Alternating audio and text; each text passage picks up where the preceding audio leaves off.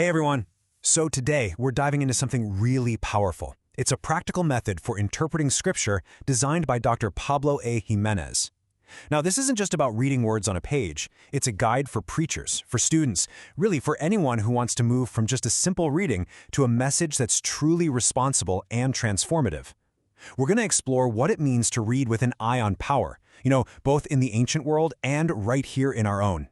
So the whole thing really kicks off with this massive question. I mean, think about it. How do we read an ancient text in a world that's still so shaped by empire? Because it doesn't matter if you're talking about the Roman Empire back in the New Testament or the legacies of colonialism we're still dealing with today, power is always part of the story.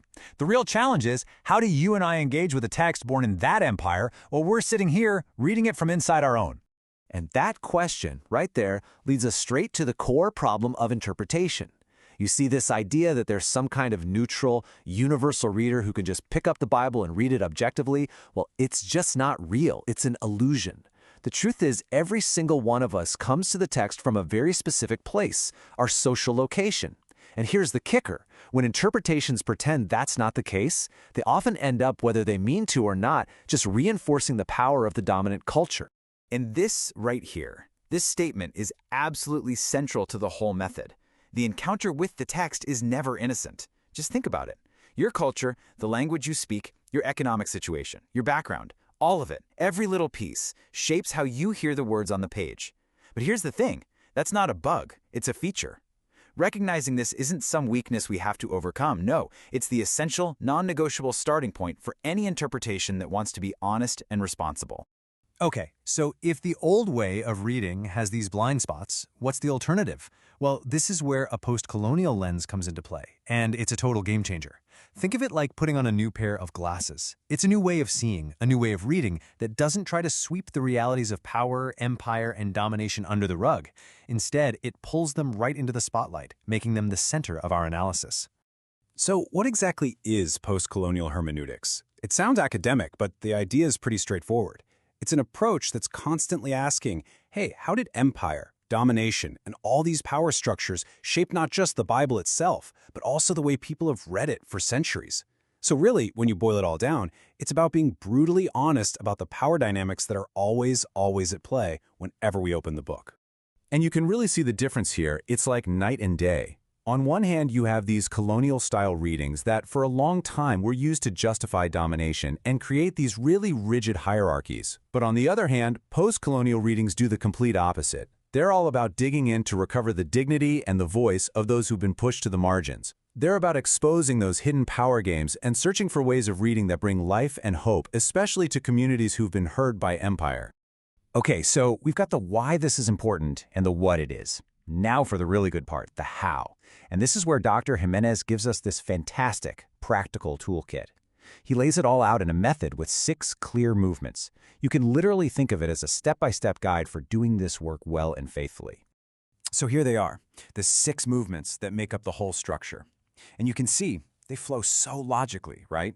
You start with a personal, prayerful encounter with the text, and you move step by step all the way to actually crafting the sermon. But the secret sauce, the real engine that drives this whole thing, is a set of guiding questions that go with each movement. And this is the heart of the method. These 18 questions, 3 for each movement, are what take this from being a cool theory to a practical tool. They are the engine of this interpretive process.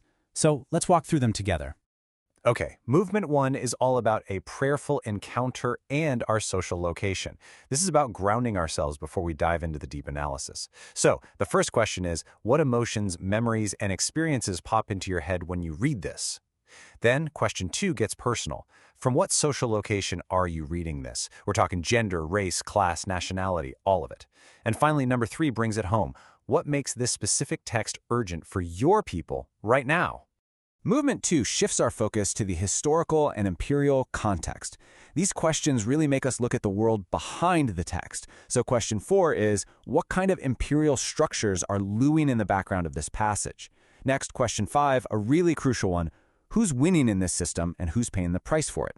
And then, number 6, how does the text show what life was like under domination, or how does it show people resisting? Then we get to movement 3, literary and rhetorical analysis. Now we're zooming right in on the text itself. Question 7 asks, How does this text actually work as a piece of communication? What's the plot? Who are the characters? What are the symbols? Question 8 is about voice. Who gets to talk in this passage, and whose voice is quiet, or maybe even completely silenced? And number 9 is fascinating. What pairs of opposites, like clean versus unclean, or citizen versus foreigner, are structuring this passage? And do they prop up the system of domination, or do they challenge it? Movement 4 is where we get to the theological heart of the matter. It's called postcolonial theological discernment. So, question 10 asks, what pictures of God do we see here that push back against the empire's propaganda? Then 11, where does this passage expose what the method calls false lordships? Anything that claims the authority that only belongs to God. And 12, how does the text talk about the dignity or the suffering of people on the margins? See, the whole point here is to find the powerful countercultural message of God in the text. All right, movement 5 is all about the ecclesial, missional, and ethical implications. This is where we build the bridge from the ancient text to our world today. Question 13 is direct. What is this passage calling the church to believe or to do right now? 14 gets challenging. How does this text call us to resist just blending in with the dominant culture? And 15 looks outward. How does this passage create an opportunity for real, authentic, intercultural ministry?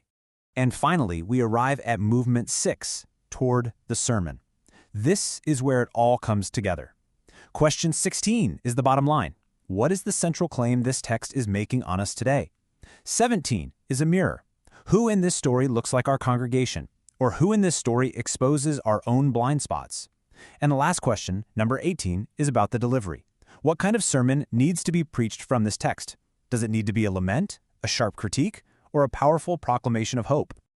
Okay, so now you've answered all 18 of those questions. And you've got a ton of incredible notes and insights. It's a gold mine of data. But it's not a sermon yet.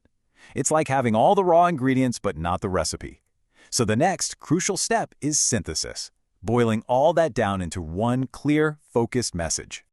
And here's the 4-step recipe for that. First, you summarize your main exegetical findings, just the highlights.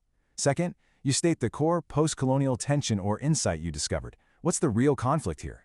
Third, you articulate the theological message for today. What is God saying through this? And fourth, you identify the sermonic task. What do you want this sermon to actually do? What response are you hoping for? This process is what turns all that deep study into a powerful, preachable core.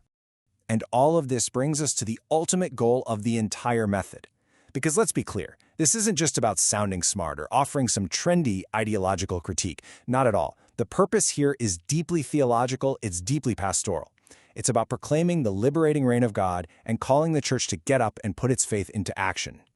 I think the essay's conclusion says it best, and I want to share this powerful summary with you. The whole point of this method is to form preachers who can unmask domination, call people to conversion, nurture discipleship, proclaim hope, and invite communities to embody the love of God. Wow. At the end of the day, that's what it's all about, shaping messengers of justice and love. So as we wrap this up, the method kind of turns the spotlight back on us with one last, really challenging question. Because this isn't just about studying ancient empires way back when. It's about the little empires that live inside our own habits, our institutions, even our imaginations. So the question for you, for me, for all of us is this. What false lordships in your life, what things that claim ultimate power or security or superiority, is this way of reading challenging you to confront right here today?